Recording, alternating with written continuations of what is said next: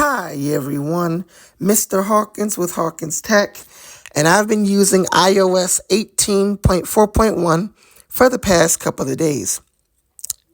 And in this video, I'm going to give you my overall experience running this update.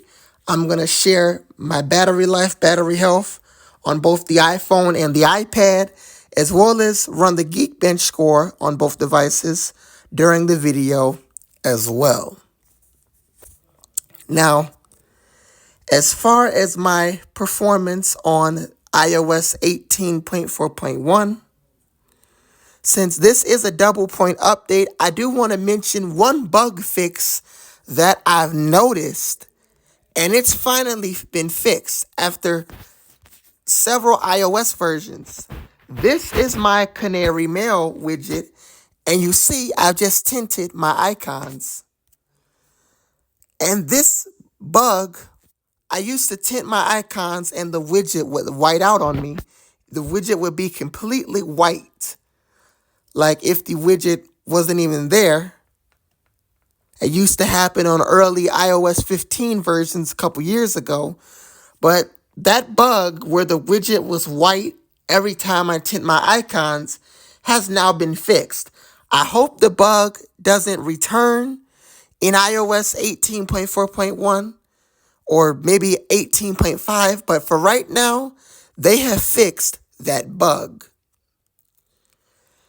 As far as my performance going into different apps, well, if we go into podcasts, we do some scrolling, wait for it to load. Everything loads up smooth. On this 60 hertz display, which is my iPhone 12, app library,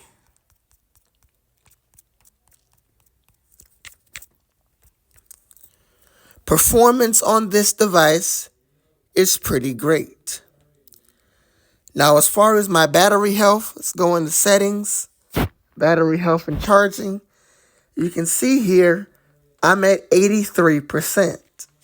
And with that battery health, I've gotten 2 hours and 19 minutes of screen on time, 4 minutes screen off time.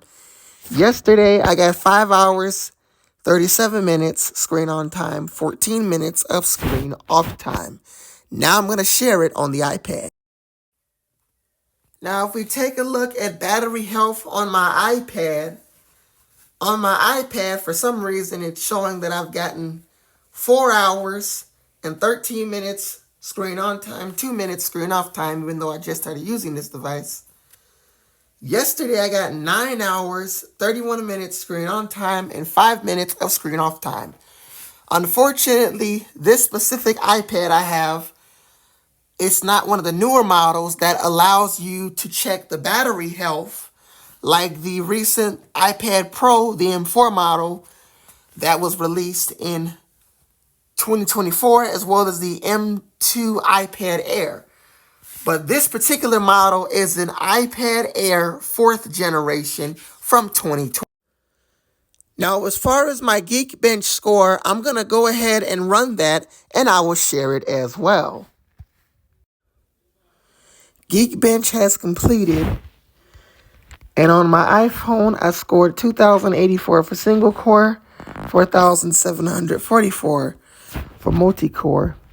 Now, I also ran one after I updated to iOS 18.4.1, and this was the one I ran 1,993 for single core, 4,463 for multi-core. Now, if I take a look at last Saturday, I ran it, and we scored 2,085 for single core, 4,770 for multi-core. Here it is on my iPad. I scored 2091 for single core, 5,092 for multi-core. And if we take a look at last week, we scored 2101 for single core, 5095 for multi-core. Or no, this was still on iOS 18.4.1. So I ran 2 on both devices after I updated on 18.4.1. So this is from Wednesday. And if you take a look at last Saturday when I ran it, last Saturday we scored a 2092 single core, 5101 for multi-core. As far as anything else from Apple, well, iOS 18.5 Beta 3 is next. And I would expect that update sometime the week of April 21st. We could see it as soon as Monday or maybe Tuesday. Then have Beta 4 release on April 28th or 29th. NRC on May 5th. Then a public release of iOS 18.5 on May 12th. And while it is a small update with very few changes to turn off contact posters in the Mail app, an updated look to device warranty and settings, and the ability to recover all deleted photos in the Photos app, I will still make a video on the update as it does come out in public release. Now, as far as iOS 19, the software that I'm looking most forward to, which I know a lot of people are, we can expect that as soon as June 9th.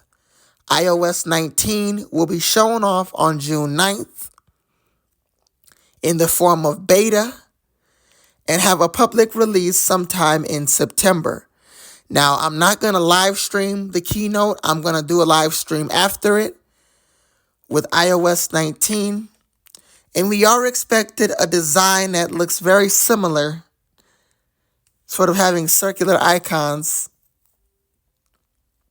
We're expected to have circular icons with the ability to switch between circular icons.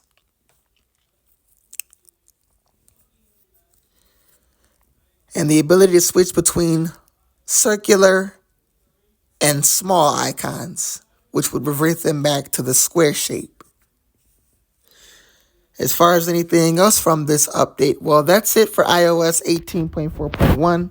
It's quite a nice update. If you like this video, please like, comment, and subscribe. I'm Mr. Hawkins with Hawkins Tech, and I'll see you guys later.